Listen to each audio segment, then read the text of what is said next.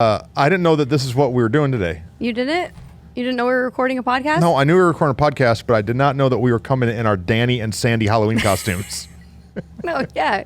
Go grease lightning.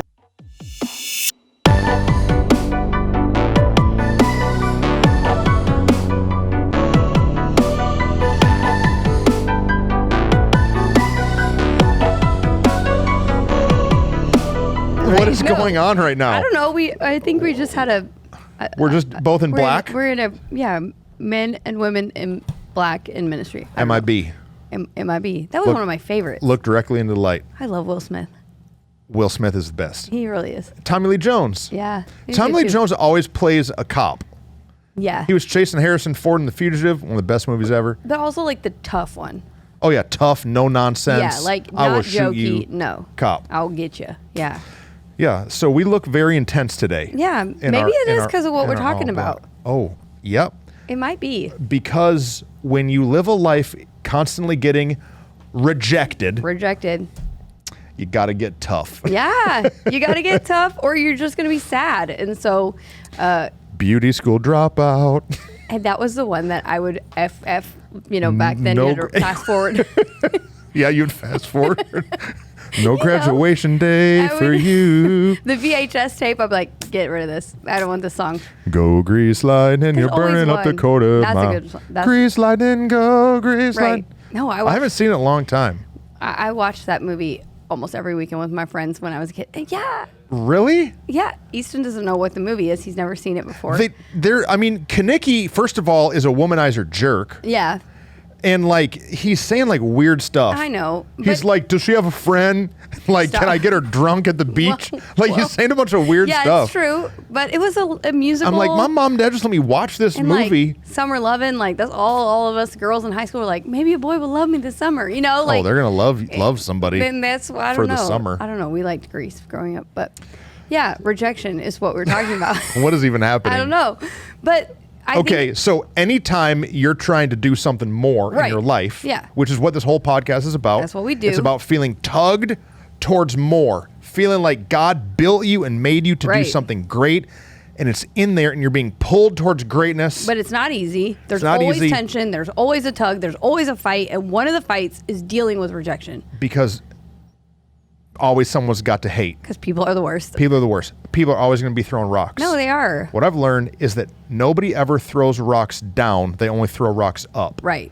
So the people that are rejecting and saying negative things, they're just jealous. It's because they ain't doing nothing. They ain't doing nothing. So all they do is got time to sit home, be a keyboard warrior, and talk some smack. Well, guess what? See ya. Right. We say that But it kind of hurts my feelings. No, I was going to say, it's true.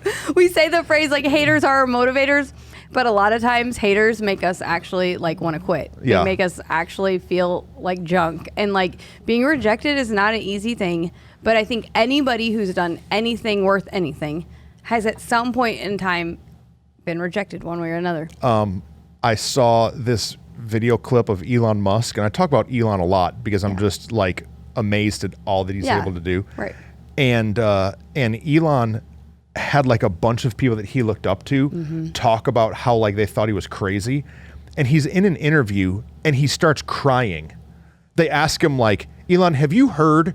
And they're naming people at NASA that they're they think that you're crazy for trying to do this. And he's like, Buzz Aldrin, and who's the first dude who walked on the moon? Lance Armstrong. No, Lance Armstrong's a bike guy. Oh yeah, who is it? Neil Armstrong. The bike guy. Yeah. And bike astronaut, it's the same. Yeah, hey, and so how these two guys had been asked, what do you think about Elon Musk building rockets? And they were we think that it's crazy, he shouldn't do it. And they tell him that in this interview, and he starts literally, the guy's a billionaire. Right. And he starts crying because he's that really hurts my feelings. Yeah. Because these guys went before me and now I'm being rejected by them. So guess what?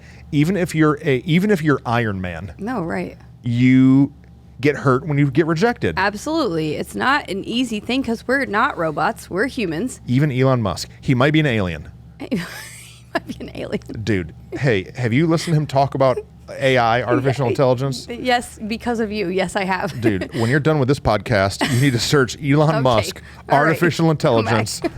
That's some scary junk. It's the mark of the beast. No, It's the end of the day. No, I know. Sometimes we shoot these in the morning, and when you get me in here at 5 o'clock, you're just, what are you doing? Yeah, the filter's gone. But rejection is not easy for any of us. But if we want to step into more, we better get used to it. Buckle up, buttercup. It's true.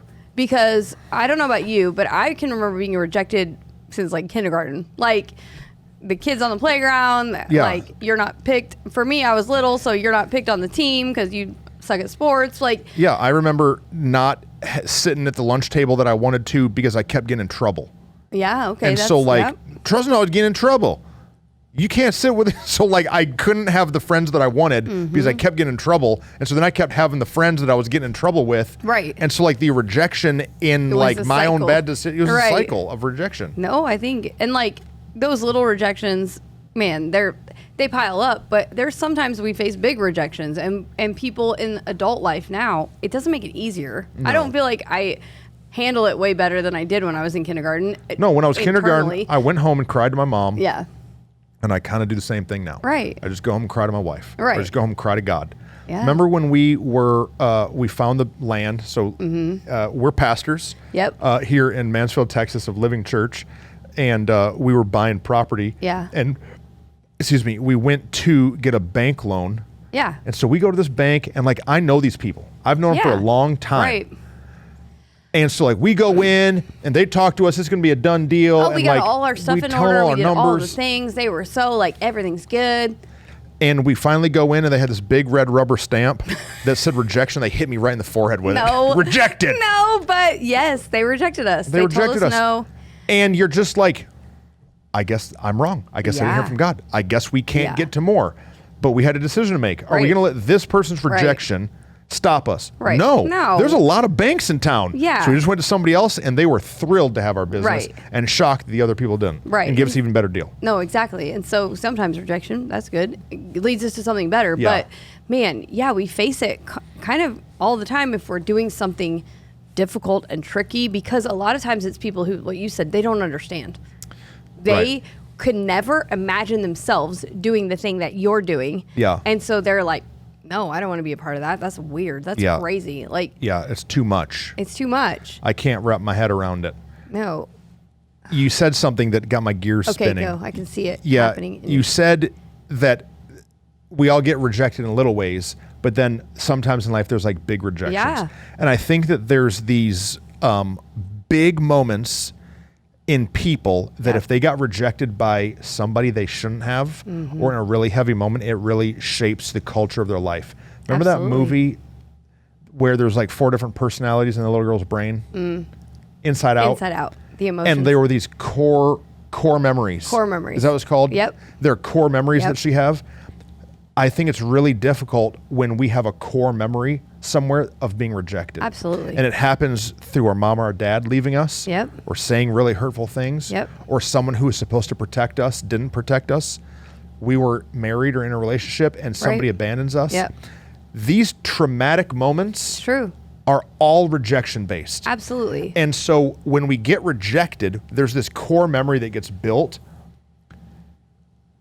And then what happens is now every time we get a little rejection, it gets attached to the big one. It's a trigger of that. It's a trigger. And we can actually spend our life like running from the thing that we were rejected by. Sometimes it's like actual they leave you rejection. Sometimes it's words of rejection. And I think those can play a constant in your head that you recognize, oh man, in that moment, some stuff shifted in my life and I need to recalibrate, get it back on track, because someone in my life when I was young consistently would speak over me that I was selfish and that I was vain and that I was self-centered.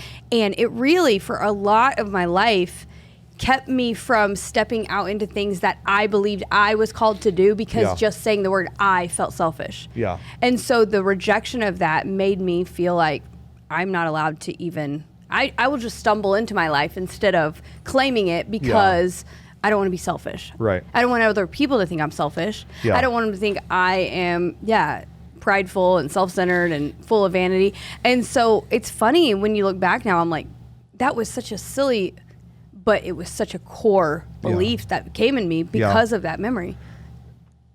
It's called the rejection connection. Okay. right? I don't know. No, it's true. Made that up. No, but it's like, true. they're things that they get connected to previous rejections that really change how we do so much. So much. We don't want to step into the more that God has because, well, what if I get rejected? Right. We preached a message here at Living Church years ago, and I talked about fear and how fear is a monster. I talked about the monster under your bed, but that fear's the monster in your head. Yeah. And he doesn't roar like Godzilla, but he roars, what if? Yeah. Right. What if? Oh, absolutely. And so I think when we've been big rejected somewhere, what happens is that fear of, well, what if these people reject me too? Right. What if they see me the way they saw me? What if they don't love me? What if they don't accept me? Right. And that turns into us doing a bunch of things and posturing our whole life so that we look like everything's okay. It's true. Just so we won't get rejected again. Yeah. No, it's true. Why do you think those people rejected you in the first place? Like, man, I don't know. I don't know. Lots of reasons. Yeah. They just don't like you. Yeah. Maybe there's something about you that's connected to rejection in their past, and so they're going to push you away. Absolutely. And you remind them of somebody.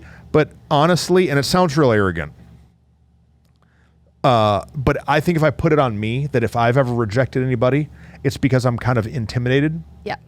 And I'm kind of insecure of them. Yeah. And so I remember when I was young in ministry, there was a guy that showed up at our student ministry who was like real sharp and well-spoken and real funny. And I remember being kind of intimidated by him. Yeah. And so I kind of like made my distance because I was like, this guy's going to take my spot. Yeah. And man, I'm glad I learned that lesson. No. Because when I got to know the guy, I really liked him, and we're still friends. He's a pastor. He's a friend of mine now. Because I was able to push through that rejection or push through that insecurity. But I think that most of the time when people are really rude or reject us, it's because they're intimidated. Yeah. Of something. No, it's true. I think that for sure. I think what we recognize is most of the time the rejection actually has little to do with us. Yeah. And it has a lot to do with them. And we spend so much of our life thinking it has to do with us and something we did wrong, something we're not good enough in, something that we should do better, something that, we screwed up. But often there's really nothing we could have done.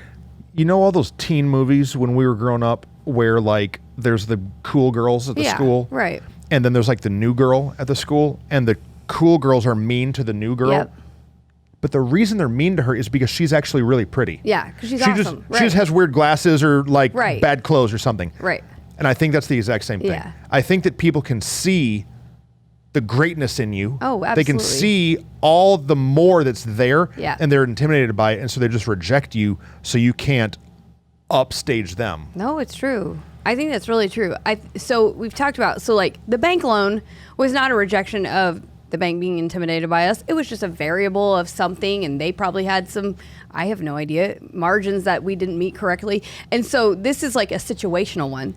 But those people ones, they're the ones that I think stick with us even heavier and harder in life. Yeah. So if you're going to tug into more, you're going to be rejected. We're going to fail somewhere. Yeah. Some bank's going to say no. Somebody's apartment complex is not going to want our lease. Like silly, situational things are going to happen. Yeah.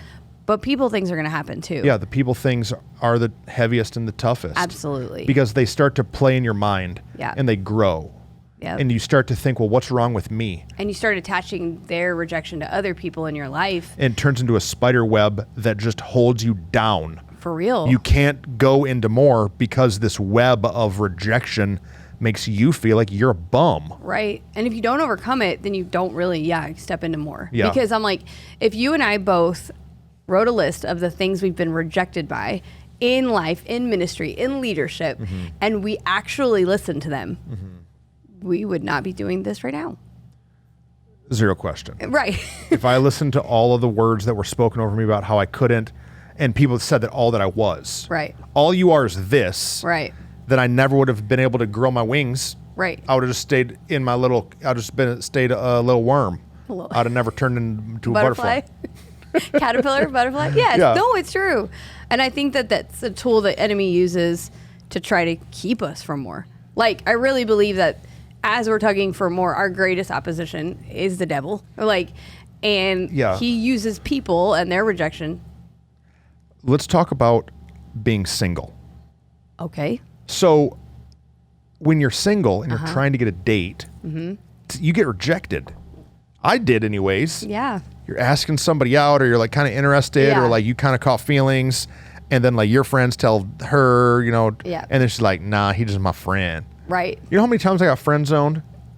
I'm the poster child of friend zone. Yeah, you are. And oh man, no, because you're super kind. Yeah, and so you that like friend, everybody. Sorry, I didn't mean that. I know, I'm just being funny. Not me saying it's okay. I'm not rejecting you. You're not rejecting me. I'm not rejecting you. That feeling for a lot of years made me feel rejected. Right. Made me feel like, what? Right. All of my friends had 19 girlfriends by now. What's the deal? But I quickly began to realize this thing that was rejected wasn't. It was actually a gift. Yes. I don't know. No, it's kind of confusing. No. And so what happens is people get rejected. But here's the dangerous part. So you ask a girl out in junior high to date you or whatever, and the girl says no, or I don't want to go to the dance, or no, I don't like you. Right. In junior high, and then you find yourself when you're 30 and you still never had one date. Right. Has nothing to do with being good looking or not, or having your teeth brushed or having a job. Has nothing to do with that. It only has to do with it's associated with the rejection connection. Right. Because little Susie in 8th grade rejected you, you're now afraid to step into more. No, right. The reason I it's said the same what thing. I said, it no, has a point. I know, you're but right. It has a point. Okay. Is because a lot of the rejection towards you came from people that you shouldn't have been dating anyway. Oh, that's true. And it's because they saw in you who you were, and they knew they couldn't have from you what they were actually after in other dudes. Right. And the same is true for me in my life. Like once you have a standard of more, you're gonna get rejected by some people because they know they can't meet that standard. Yeah. They can't actually they knew they weren't good enough to date you because they were fooling around being a mess, right? Yeah. That all came out later. Yeah, you didn't know. It all comes in the out. moment, you don't know that. No. You don't understand it. It Your just feelings, feels like rejection. I remember there were guys that I was like, why did they, what? And then later I realized, it's because they were actually fooling around with 6 other people, and they knew, like, I ain't messing with her. Everyone, like, that's not. Because she's going to find out and say, what's up? Yeah, right. All these things. And so, like, it's funny because those same patterns carry us into adulthood, but, like, you and I both have been rejected by friendships in seasons when we've stepped into more, and it felt super painful. Massively painful. Massively rejecting. Okay. And it took me a really long time to realize it was really because they knew we were rising to a new level and they couldn't meet that level. There's something that happens in life when you have friend group that's like a peer group. Right. And then somebody in that group takes a step up somewhere. Yeah. People start to get insecure. Yeah. And this is kind of what happened. Yeah. There was this friend group that all of us were like pursuing more things. Yeah. And then as steps started being taken by some and other steps didn't be taken by others, there became this tension. And then those that hadn't yet taken the step, they would. And we were all cheering for them to take the step. You got this. But when that didn't happen, they just started. They threw rocks up. They started becoming chaos. And it was easy on the surface to feel like, oh, it's something in us. Yeah. Something in me that I'm doing wrong. And what it made me want to do was shrink. Yeah, it made me want to stop. It made me want to be like, never mind. Because I would rather have friends than have more. Yeah. Which is not true. But it's not true, but it is true. But it is true. Right. You feel this rejection of like, is that even worth it? Yeah. And I think then because of the rejection of the past and the rejection of the small things from kindergarten and then the big things, like when you face these new levels of rejection, you're like, wait a minute, I thought I figured it out. Yeah. But it's not about us. Let's talk about. I was like, oh, he got a serious. No. Let's talk about how to get over rejection. Okay. So like people are watching and maybe they've been rejected by a bank or a business or a marriage or a spouse or a friend or somebody, a Christian, a family member, they've been rejected. How do you silence those voices? Yeah. How do you silence that rejection and like get yourself going again? No. Well, the first part is that we have to recognize that if it was easy, everybody would be in more. Like Okay. If more was easy, we would all do it, and you and I would have no reason to have a podcast because because you wouldn't need to listen to it because it would be super simple. Yeah, but no one has a podcast called How to Hang Out on the Couch, called Breathing to Stay Alive. Like, because this is just our body just does it. Netflix, like, it just goes to the next show. Like, there's no easy things; they just happen. Yeah. But more is intentional and not easy. And so I think the first thing is just recognizing, like, it will happen. The verse in the Bible about in this world you will have trouble, but take heart, I've overcome. The fact that Jesus told us we'd have trouble is the one thing that helps me when we have trouble, because I'm like, oh, well, he already said it would happen. Yeah, so Jesus was rejected. Yeah, I'm not Jesus stressed was rejected by the religious establishment. Right. By the priesthood. Right. By the Sadducees and the Pharisees. By the people in his hometown. He's rejected by his own hometown. Right. They had no honor for the prophet. Right. And then he's rejected by his own disciples, dudes that had followed him around for 3 years. Literally, Jews betrayed him. Literally, Peter denied him out loud. Rejected him. Right. Then, on the cross, the Father turned his face away, and he felt rejected. Wow. So, we do not have a high priest who cannot sympathize with what we're going through. Correct. It was good, Pastor. Jesus knows. Yeah, I know that everybody who watches our podcast isn't a Christian. No, but it's true. And so for me, the Bible is my medium. Yeah. So like artists, some use clay and some use pencils. I use the Bible. Right. And so whether you believe in the Bible or not, a lot of the wisdom is still applicable. 100%. And so I think that the first piece is just identifying, like, we all will be rejected at some point. And that's, for me, once I recognize that makes it easier to start taking the steps to get over it, because I'm not alone. And then step one, just know it's going to happen. Know it's going to happen. Anticipate it. Step two, realize it hurt. Yeah. Admit, ouch. Oh, this is good. Ouch. Stop acting like you don't care. My personality. You care. Oh, you care. Your mom left you. Yeah. You care. Your husband divorced you. Right. You care. You care. Your girlfriend broke up with you at the dance in 7th grade. You care. Right. It hurt. Ouch. Yeah. Say ouch. No, right. You just said it, like in junior high, I'd be like, no, I broke up with them. They didn't break up with me. I broke up with them. Right. Because you just don't want to admit. But as adults, we don't want to admit the pain, but it hurts. So we have to be willing to say that. And then we have to decide, look at it and go, was this really something about me, or was it something about them? Okay. So have some self-examination. Yeah.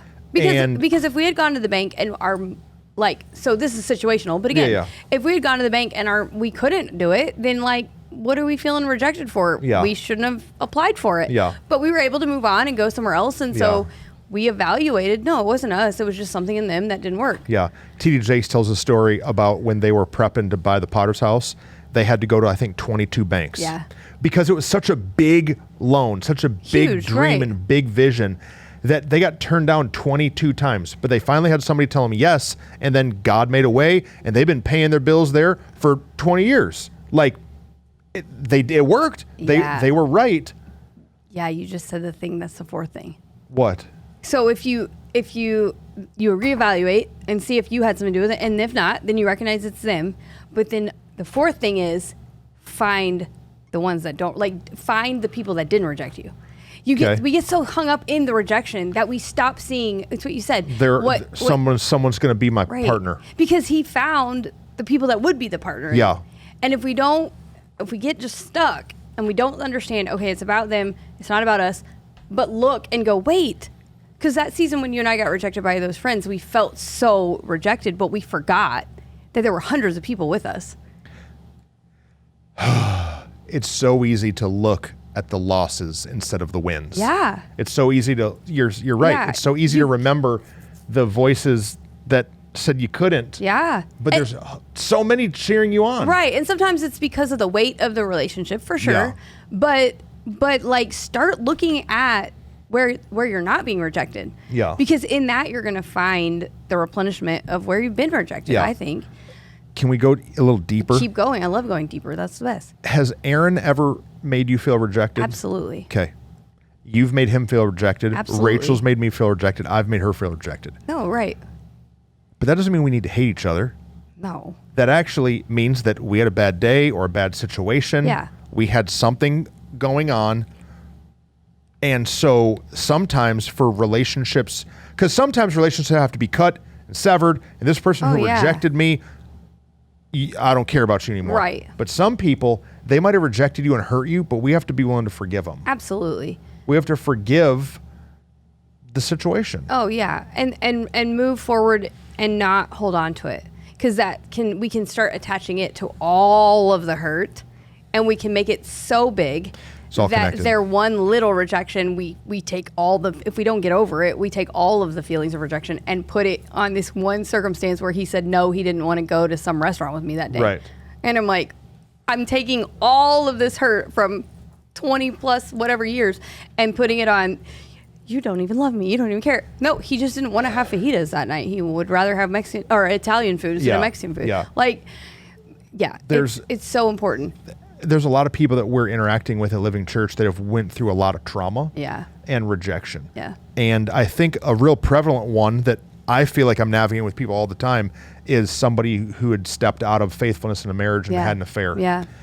And so if you're walking through that in your marriage, man, I'm super sorry that that's where you are and what you're going through. Yeah. I hate that for you, because that's a form of feeling rejected. Absolutely. That if a man or a woman steps out, that they're rejecting the person that they're married to. But if you're going to work through that, and if you're going to heal past that, there has to be some forgiveness. Absolutely. And some willingness to understand all the dynamics. They're not just a horrible person. Yeah, that's freaking jacked. They shouldn't do that. Right. They made a mistake. They made a wrong choice. Whatever. But man, there's a lot of other pieces at play. Yeah. What are the issues in their life? What happened to them in their childhood is rejection? Why are they going to that person for acceptance? Yeah. What are the pieces? And sometimes we have to be willing to forgive the person who rejected us. Absolutely. No, and you said it in the very beginning before about recognizing that you were rejecting people. And so like sometimes we have to put our the shoes on our own feet and go, oh, I've caused rejection too. Yeah. And so then we recognize we're just humans. We're doing our best. Sometimes we cut them off. Yeah. And we're like, whatever, go to another bank. Whatever, girl's stupid, I don't want to date her anyways. Right. But sometimes they're not people we should cut off. No, absolutely. They're people we need to forgive. We've got situations right now in Living Church where children are rejecting parents. Right. And it's hard for parents. And the parents can't just cut them off. No. They've got to keep loving. They've got to keep caring. They've got to offer some forgiveness and some restoration. No, and I mean, we're talking about it in a heavy, big sense. But it can be in small things too. It can become junior high drama of rejecting some friends because of something silly and simple that because of our hurt and pain, like we can't forgive. And so we have to just be actively paying attention and saying, I'm going to forgive it, and then I'm going to move forward from it. Sometimes there's blatant rejection. Right. Oh, absolutely. But sometimes there's this other thing that I feel maybe more at this stage in life. And it's not being rejected, it's the being overlooked. Yeah. So it's not that anyone's saying no, but that it feels like people aren't saying yes. Yeah. Yeah. No, I get you. I get what you're saying. Like everybody else is getting a step or getting an opportunity, or they're getting plugged in or connected. Yep. And then here I am just doing my thing and ain't nobody recognizing me. Right. You know? Which makes it feel rejection, even though it's not. Well, and it's probably tied to some rejection in the past that then makes us feel like, oh, see, they don't want me either. These people didn't want me, and now these people don't want me either. Oh gosh, and I think it's a thing that anybody again is going to struggle with as they're stepping in to more, or if they've been an assertive person in any form of fashion in their life. And so like you and I both have faced rejection in our callings, in our purposes, right? We've had people tell us like, who do you think you are? And those pieces. And so then now in moments when you're like, why didn't they call me? Why didn't they think to ask me? It can start to feel, painful. Right. You and I were just at a pastor's conference that we were speaking at. Yeah. And something happened with one of the big main sessions where a guy's flight didn't come in and he wasn't able to be there. And so I was talking to the guy who was in charge of deciding who was going to speak with this guy being gone. Yeah. And I said, I got it. Yeah. Like, let's go. I've got a message right now. I'll get up and kill it at this pastor's conference. It'll be incredible. And he literally was like, no, we're going to find another direction. Right. And like, it felt like this big kick in the gut of rejection, right? But it wasn't. No. Because this guy's asked me to teach all kind of things. Right. I've already was teaching 3 different times at this conference. And so I came to you and I was like kind of upset about it. But then like through talking, we were like, realized that like, oh, I'm feeling this because of rejection I've felt in the past because I haven't felt like I'm allowed in this. In certain circles. Right. But that's just being aware of your feelings in the moment, which is called self-awareness. Yeah. Which we did a podcast, and if you didn't watch it, you should go back and watch it. Yeah. Or check it out. But yeah, I think that that's something that as you're stepping into more, you're going to face more rejection. And so if you aren't willing to be aware of when those triggers come back, you're going to, what you said, you're just start cutting everyone off in your life. Yeah. And you're never going to step back into deep relationship anywhere or deep opportunity or whatever it is. Yeah. You're going to run from it because you're like, never mind. I'm sick of being rejected. I've already done this before. Yeah, I'm just frustrated everywhere. And it can start to look like the past. And just because it looks like something from the past doesn't mean it is. Yeah. This is deep, but I was talking to my counselor about some of these rejection things. And so, as a pastor, I want to be connected to other pastors. And so there's a couple different groups of pastors or affiliations and some that I've tried to kind of connect to. And the one that we're most closely tied, I don't necessarily look like or act like or talk like the majority. Correct. It's a little bit more suit and tie. Yeah. It's a little bit more old school. And so I've been trying to like push my way in to like, hey, we're doing great things. Like, hey, don't reject me. Right. And so I was talking to my counselor about it, and he said, Truston, you're upset that you're not invited to the party, right? And I was like, yes, I'm upset. I'm rejected. I'm not invited to this party. And he said, but at their party, do you know what they're doing in there? It's like, I don't know. He said, what if in the party that you want to go to, all they're doing is playing board games? Yeah, you don't like board games. Do you still want to go to their party? Right. It's like, no, I hate board games. Right. He's like, okay. And what if they're listening to polka music? Polka? Or country music, or I don't know. Hey, let's go with polka. Oklahoma, polka music. So they're in there playing Settlers of Catan, and they're in there listening to some polka music, and they got no snacks. We ain't going to no party. Is this a party snacks. you want to go to? Right. And I'm like, no, I don't even want to go to that party. And he's like, okay. Right. You realize that you're getting all upset and offended and feeling rejected because you're not invited to a party you don't even want to go to. No, it's true. And it blew my mind, and it's revolutioned how I think about so many things. Because sometimes if there's things that I want to be able to do or have access to, I've got to really identify why I want to go there and what the feelings are. Right. And do I really even want to be a part? Because if I throw a party, my party's going to look way different. Right. And so I would rather be a party starter than a party attender. No, it's good. But when we just want to stay party attenders and not party starters, we just get stuck. No, it's true. Because we're afraid that we're not going to be allowed to the party, and we're afraid no one's going to come to ours. We're afraid. I'm afraid that nobody's going to come to my party. So you know what we did? We did a conference. Right. We did a conference at Living Church. 100 people came. Yeah. It's the greatest thing we ever did. All these pastors are begging us. And we're going to do it again. To come back. Yeah. And a lot of them that are watching are the ones that are connected to our podcast. Yeah. But what they didn't know is that we were terrified before we even did that. Absolutely. Because what if no one showed up? And what if I get rejected? Yeah. I felt rejected over here. I feel like I can't get in. So I'm going to start my own party, but what if nobody comes? That's really good. Those are all rejection ideas. Right, because you were saying the phrase of like, I need an opportunity, or I wanted an opportunity. I didn't get an opportunity. And what can happen is we are like, oh, well, they didn't give me an opportunity, so, I'm just rejected. No, we can create our own opportunity. Yeah. And so I think so often it's super good. And like, we have to pay attention and go, wait, where is this motivation coming from? Why? And then how can I move past it? Because if not, we'll start feeling rejected in places we're not even rejected. We're not even being rejected, but it feels like we walk in fists up. Yeah.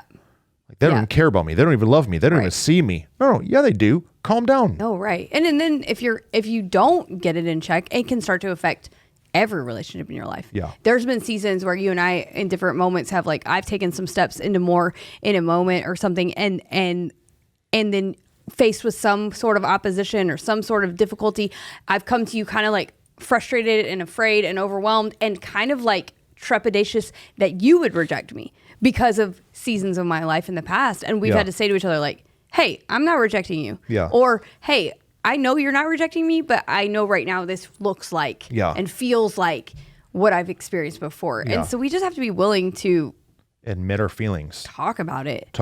And not say, it's fine, I'm fine. And if we can find people that will help advance us, right, it helps us not feel rejected. Because sometimes all you need is a couple cheerleaders. No, it's true. Sometimes if you just got 2 or 3 cheerleaders, that's all you really need to be able to score the touchdown. Well, we've talked about the woman in ministry thing before, and like I'm a woman in ministry, and there's a lot of people that are against that and naysayers of it, and then even people who say they're for it, but they're never going to actually. They don't actually want to applicably like, hey, I could help with that. Oh no, because you're a girl, right? And so like the same is true. I could get real bent out of shape. That I'm not included in these circles, and I've been rejected by these people. But even if I was welcome, it wouldn't be what I want to be a part of. So why don't I stop getting hung up in where I'm rejected and start focusing on where I've been given opportunity, where I've been pushed forward, where I've been helped step into more. What? It's great. We had a employee that we needed to release a while ago. And I was talking to a mentor about it, and I was just sad because I didn't want to be the rejecter. Right. I was about to reject them and fire them. No, right. And I knew that would make them sad. And so I didn't want to do that. And he said, hey, Truston, you firing them is going to be the best thing for them. Right. Because they're not thriving in your organization. Right. They're not thriving under your leadership. And so if you will do this hard thing, it'll help them thrive. And you know what? They have. Yeah. Since they've left, they're doing better. They're in another church. They're finding their groove. Right. They're doing more in the kingdom because it just wasn't the right, wasn't the right fit. Yeah. And so like sometimes rejection can be a gift. No, it's true. Because I'm really glad we didn't go with that bank. Oh, right. Because our new bank's the best. No, right. I'm really glad I didn't marry that girl. Thank God I didn't marry one of those girls. Right. Thank God. No, Thank God I got rejected so I could marry Rachel. No, right. I would rather be married to Rachel than any of them chicks. No, there's some leaders and friendships and people in my life that now I look at and I'm like, oh, my life is so much healthier now that I was rejected by them. Because if I would have stayed in that relationship, it would have been toxic and it would have been painful. It would have been manipulative. There was all kinds of things that I was trying to get their affirmation and approval. Yeah. And when I recognized, actually, it's fine that they rejected me. Yeah, that rejection may be a blessing in disguise. It's true. Now, I'm not saying God's hurting you. No. God's not up in heaven schizophrenic bringing pain into your life. But that closed door might be the biggest blessing you've ever had. No, the fact that you didn't get that job might be a blessing. No, because the fact that you didn't get to move into that location for your business, or you didn't make that deal or didn't make that sale, it might be a huge blessing. No, because we say it all the time at Living Church, but like even when we don't see it, God's always working. He's always up to something, and he moves things on our behalf all the time. And sometimes we put ourselves in places that he never really wanted us to be, in relationships or under leaders or in a business or whatever that we weren't supposed to do. And so it's okay sometimes if it doesn't work out, because actually more is coming. And we have to get over rejection because it's just going to keep happening. But I'm glad now that I've faced some rejection. I'm glad for what I've learned on the other side of it, of how to step and get over it. They've all... Moses was rejected by his own people. Noah was rejected by everybody. Joseph was rejected by his brothers. Daniel was thrown into a lion's den and rejected. No, like you look through the Bible, Abraham, his Bible says Sarah laughed at him. Like we're all like, rejection is a part of the process. It is. And so if you're out there and feeling rejected or feeling like you've been pushed aside or marginalized, don't stop tugging. No, don't stop. Identify where those feelings are rooted, and you've got to break the rejection connection. It's true. Like Whitney said, get self-aware. Understand that the reason you're afraid to do this is because of what happened back there. Break the rejection connection. It's true. And start to step into the more that God has for you. Absolutely. Just because those scrubs didn't like you doesn't mean that the next people won't think you're incredible. No, in fact, they may just be the exact people that are going to help tug you into more and help tug life into more. No, it's good. It's super good. one of my favorite things to do in the Yes. podcast is to answer questions. Yep. And so if you've got questions, hit them up. Hit them here. You can send them to us on Facebook, Right. on Instagram. You can comment in the YouTube, anywhere. Yep. And we want to answer them and be a part of it. Love you guys.